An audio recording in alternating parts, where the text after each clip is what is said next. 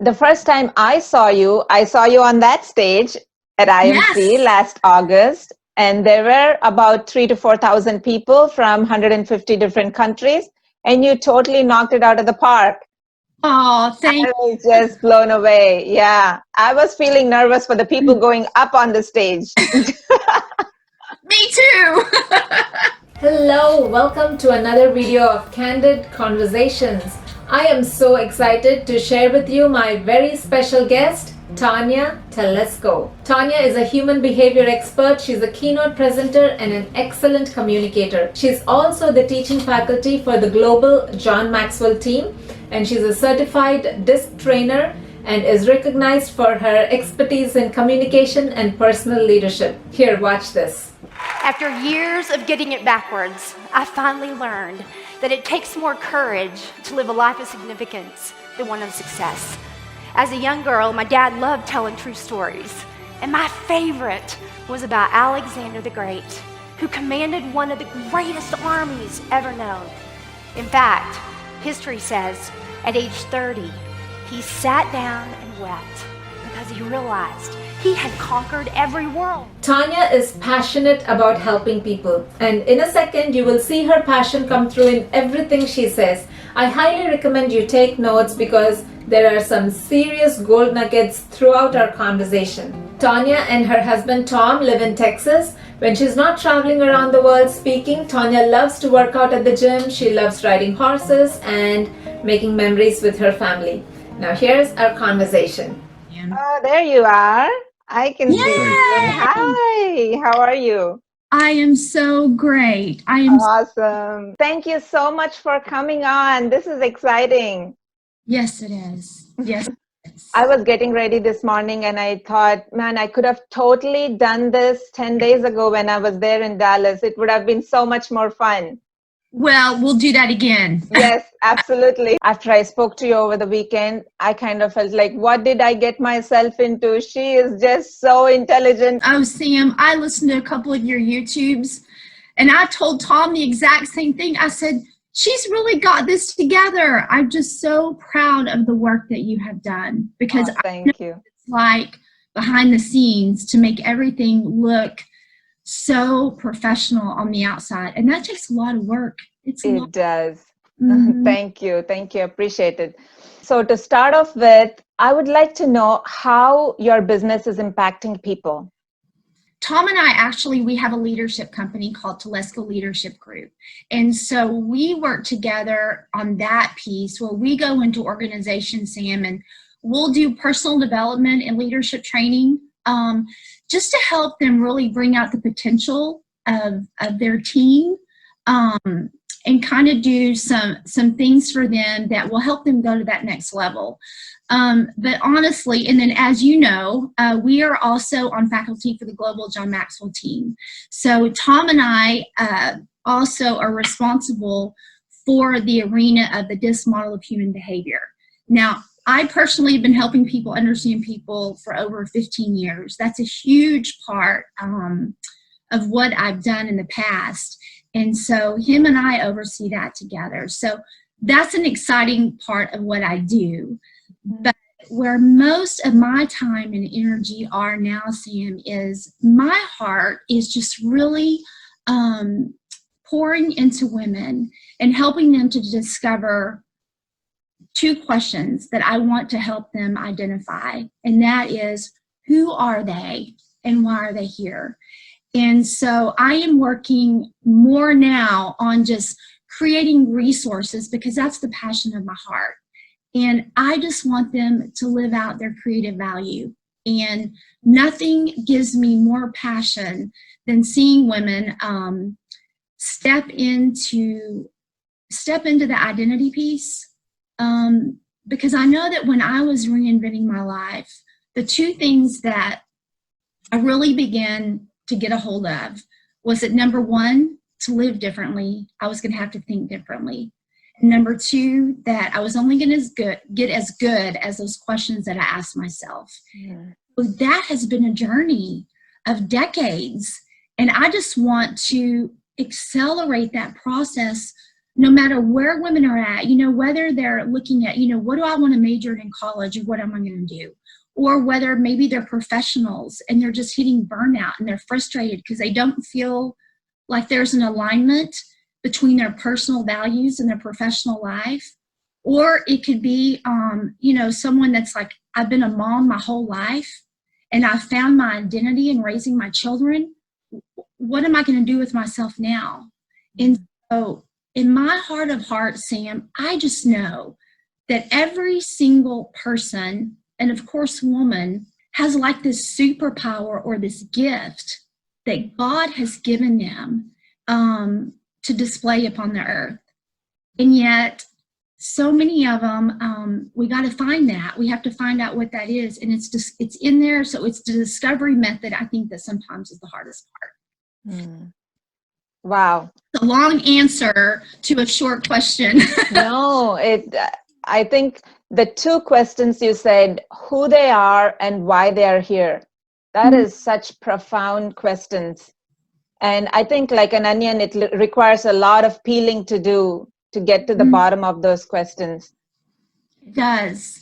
And I think that so many women are overwhelmed because they're underpurposed. Mm-hmm. Yet when you come into that place of you're not called to be all things to all people in the world, but that you have clarity on that piece, Sam, it's like there is so much, how do I say it? It's almost like a courage.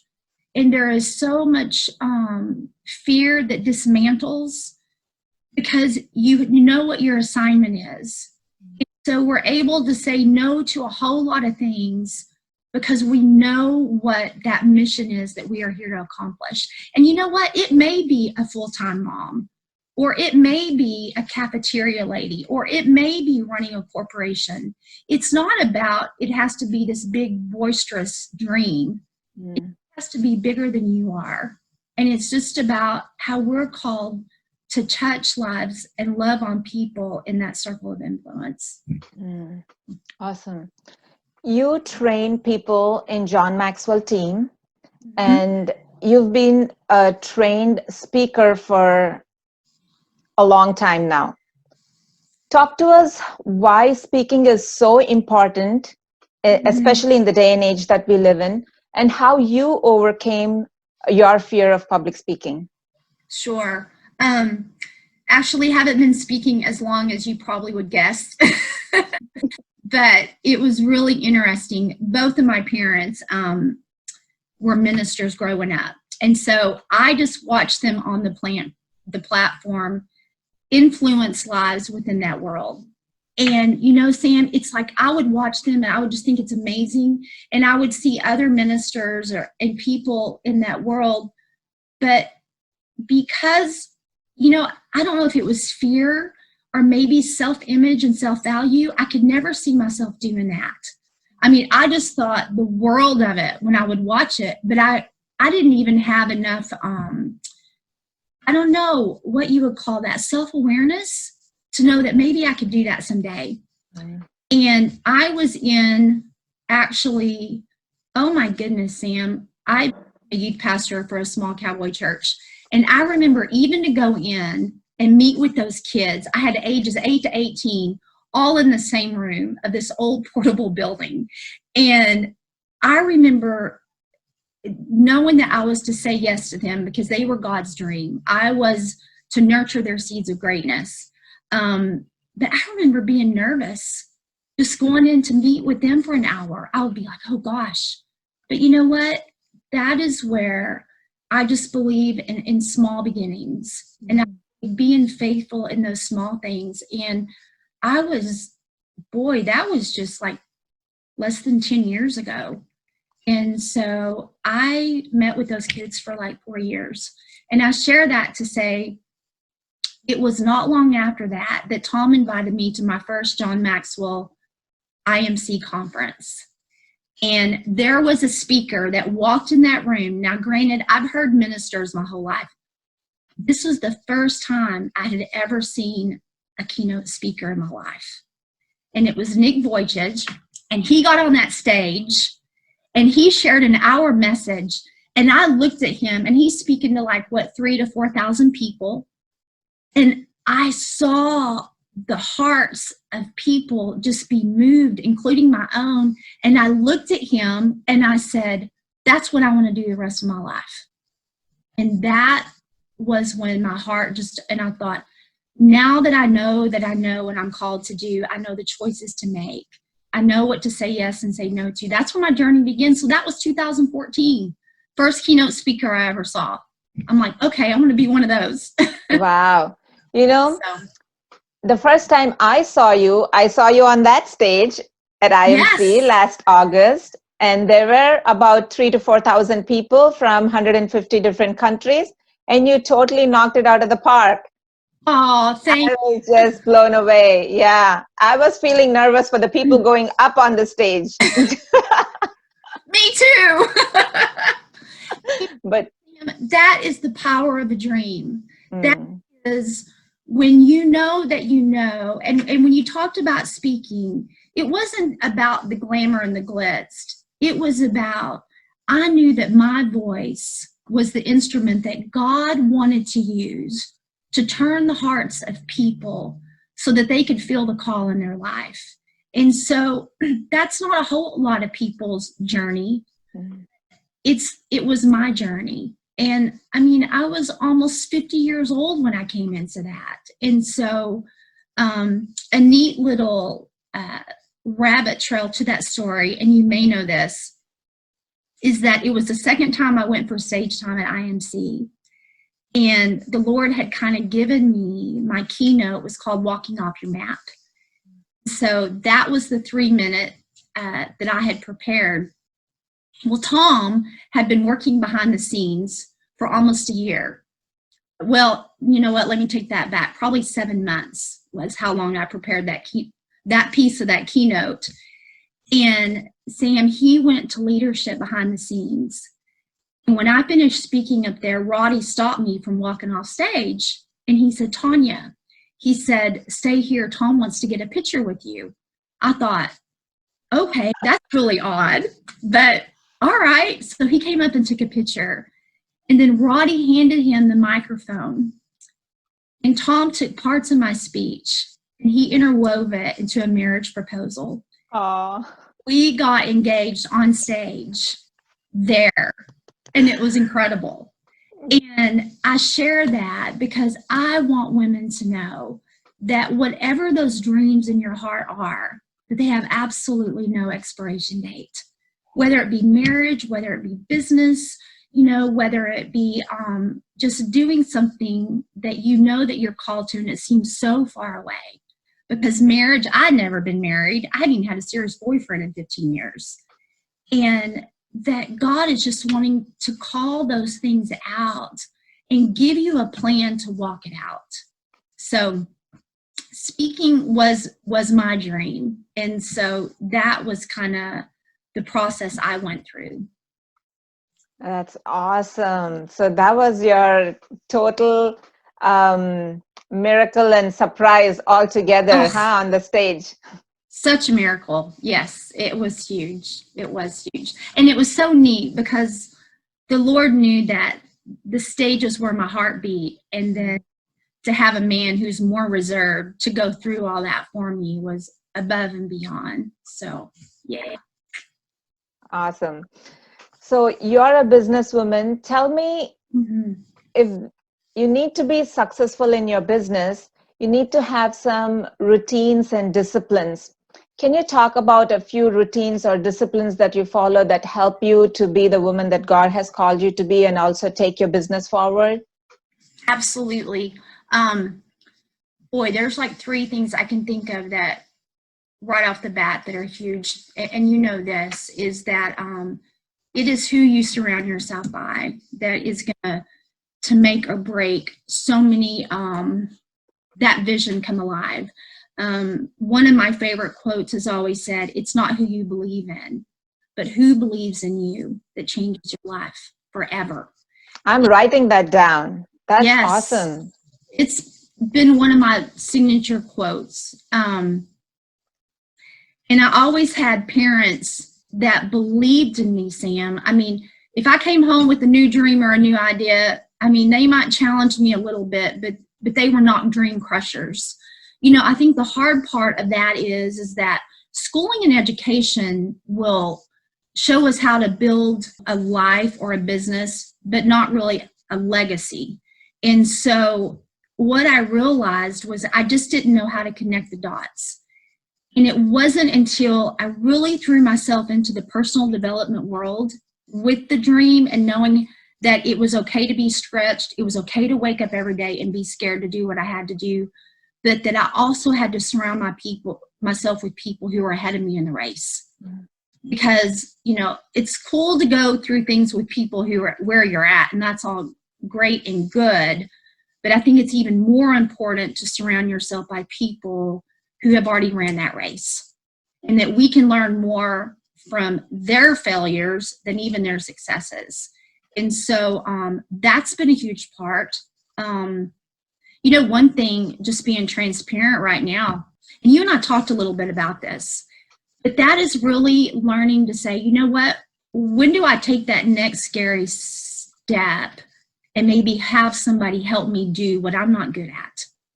Begin to delegate some things, because I think right now where I've been, where Tom and I have been on the journey, we wear every single hat, from accounting to training to speaking to billing to coaching, and we wear every, to building websites, to doing all that. And if I look back, I'm like, you know what? If we would have delegated some of that out early on, we'd probably be a lot further along than we are. So I think it's learning to get help when it's time to get help and make the investment, even though it's scary.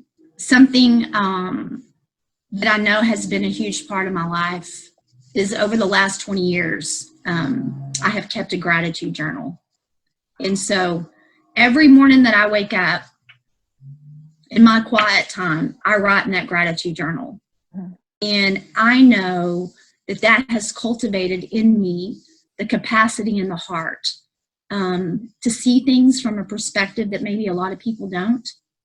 Because gratitude is what opens up our heart to see things that maybe others don't see, and opportunities. It could be as small as a butterfly on the porch, or it could be landing a big business deal, or it could be a conversation with a friend. I write those out every day, and that's a huge part of how I start my day. I think that's been a big one for me. And the last one I would say is to, I have this saying, and I'm trying to change it, that everything takes longer than you think. And it is really setting yourself up for success to under-promise and over-deliver, even in your time, in your day. And so I may have 10 things, but I'm committed to getting 3 done no matter what it takes. Everything takes a little bit more time than what we would like to give ourselves, so being patient with that. I am writing down notes like crazy here. This is awesome. So we all have dreams. Having dreams, easy. Accomplishing them, not so much. Right. So talk to us about how you discern the difference between the good from the great, or how you prioritize between the urgent and the important. Yes. There's one big question that I've learned to ask myself, because you and I both, there's so many noisy distractions that are going on that are good. And one of the questions that I have learned to ask myself that has been huge is that, I mean, between church and between family and between the Maxwell team and that family, lots of requests are taking place. And many times, a lot of us will say, should I or shouldn't I? Is that the right thing or is that the wrong thing? And those questions will drive you crazy. So I have this one question that I run through everything now that's my filter. It's not should I or shouldn't I? Is this right or is this wrong? Question is, will this get me closer to my dream? And that helps me eliminate so much of the busyness, because there are so many good things that try to distract. And you know what? When I look at what you're doing today and I look at being a guest for you, it not only gets me closer to my dream about inspiring others to take that next step, but it gets you closer to your dream. So that to me that's huge for me, because now I don't feel that guilt or that condemnation about saying no to good things, because I'm saying yes to the one big thing that I'm called to do. Because if I say yes to everyone, then I'm going to eliminate accomplishing what God's called me to do. I've lived for almost 5 years having this dream of reaching people and living up to my full potential of what God has called me to do. But I didn't know what steps to take. You know, there is a difference between action and motion. We were talking about this over the weekend on the phone. And you mentioned this, and I was reflecting on that. And all along in the 5 years, there was a lot of motion going on, but very little action. The moment I started taking action about a year and a half ago, that's when things started changing. Things started changing in me, and things started changing around me. Talk to us a little bit about the difference. Yes, and I went through the same thing, because I love preparation and I believe in it. And it was actually James Clear that helped me understand the difference between motion and action. It was an article that he wrote, and I thought, oh my goodness, that is so powerful. But what he talks about is that motion is when you're planning and strategizing and learning. And you and I are both learners, and I love to learn, so it makes me feel good. The only problem is that those don't produce a result. However, action is the behavior that we need to move forward. And they seem so close, but they're completely different. You know, for example, let's say that I wanted to have a better diet, and I could go read all these books about diets and nutrition, but it's not until I actually eat a healthy meal that's action. And I had a great example. It was a couple of weeks ago, and Tom, he had gone to the gym. We have a gym membership, and he just hasn't been real faithful there. He's not my workout guy, and that's okay. Like all of us. Rest of the world. He came home from the gym one day, Sam, and he said, honey, he said, I went to the gym today. I said, you did? I was like, well, way to go. What did you do? And he said, I weighed myself and I left. I was like, okay, honey. Now, if he had actually gotten on the treadmill and turned it on, that would be action.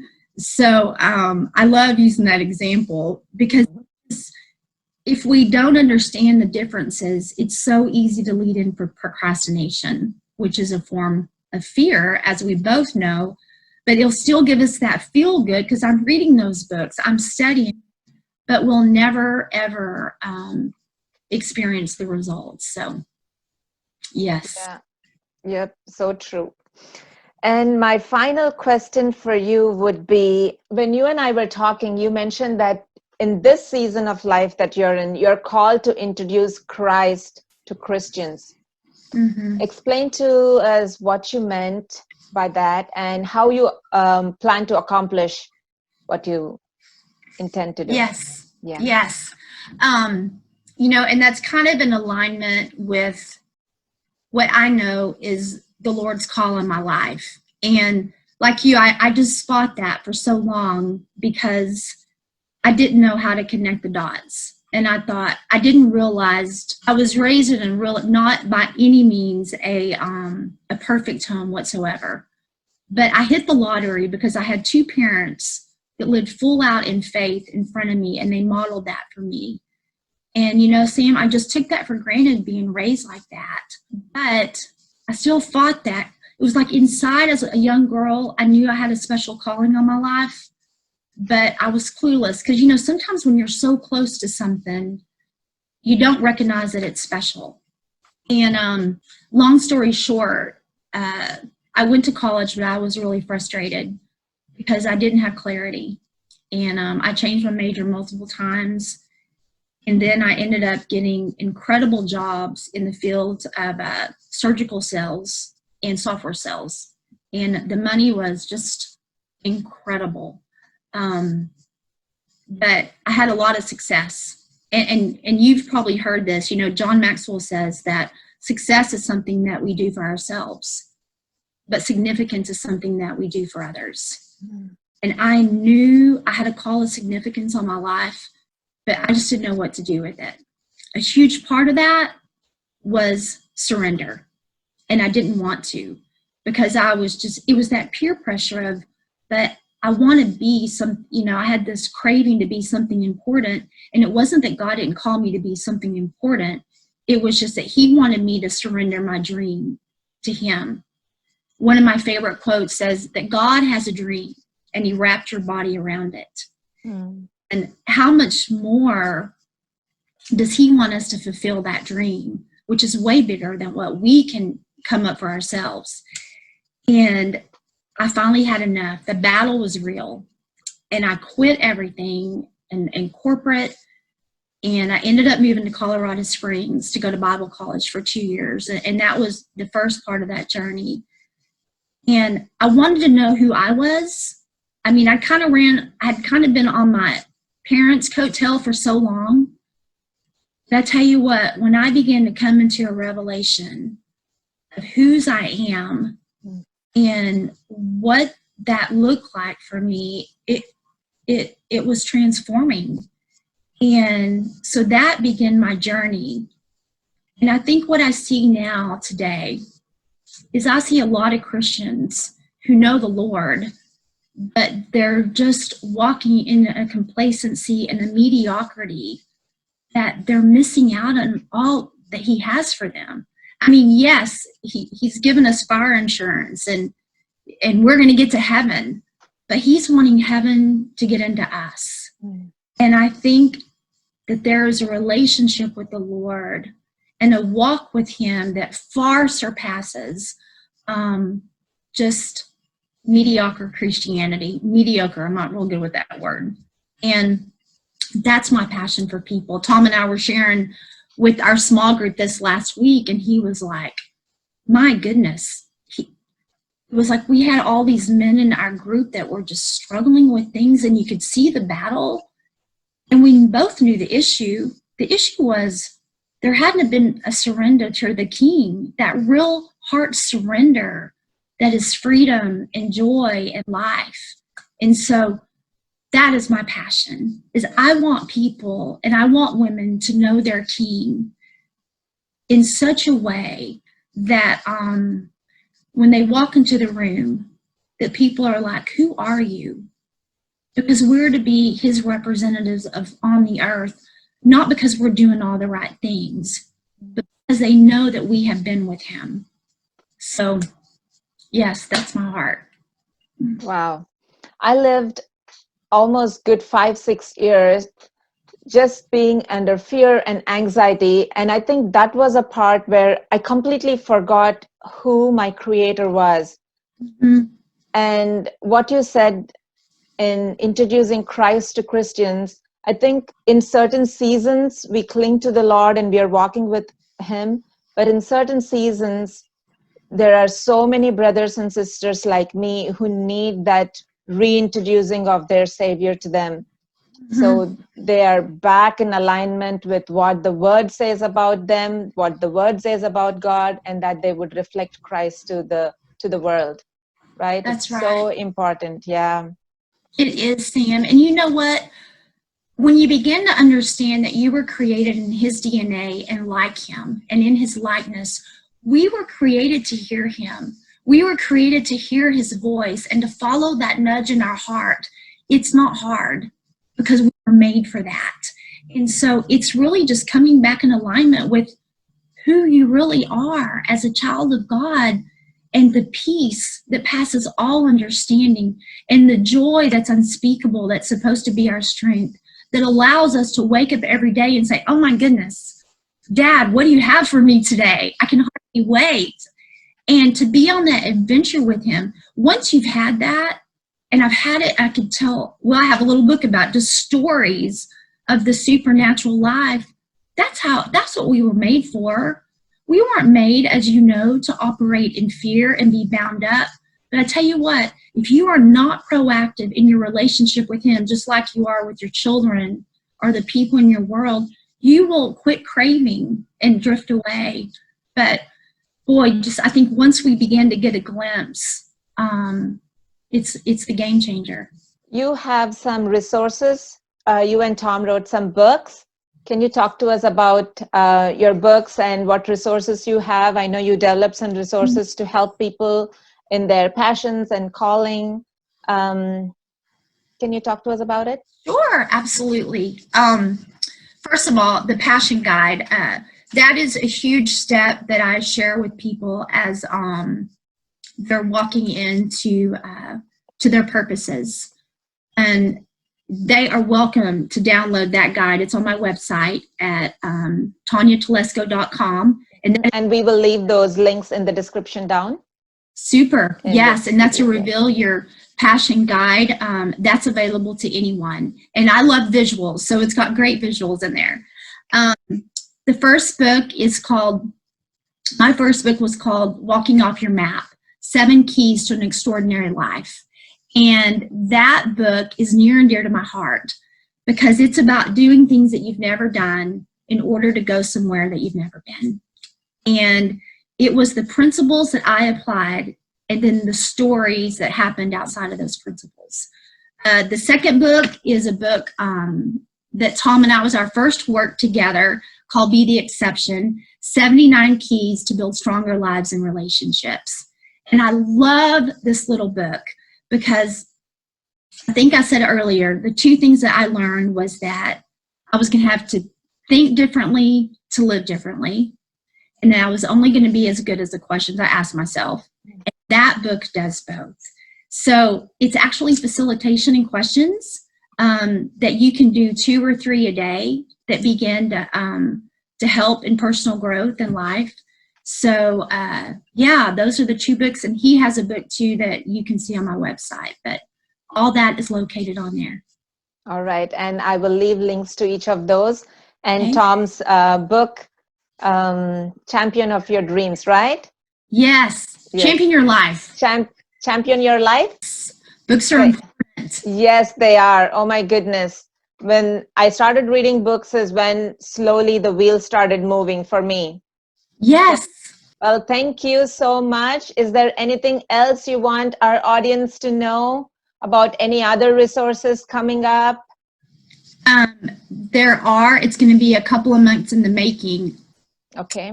First digital product in several months, Walking Off Your Map. So as you both know, that takes time and creation, but we'll definitely be on the lookout for that. All right, Tonya Telesco, it's such a pleasure and joy and honor to have you here. Thank you so much for your time. My pleasure. Thank you, Sam, for having me. You are welcome. Thank you so much for joining us. I hope you were inspired by it and enjoyed it as much as I did. Please consider subscribing to my channel if you're new here. I make videos on intentionally living a victorious life through faith. Thank you so much for watching. I'll see you again in the next video.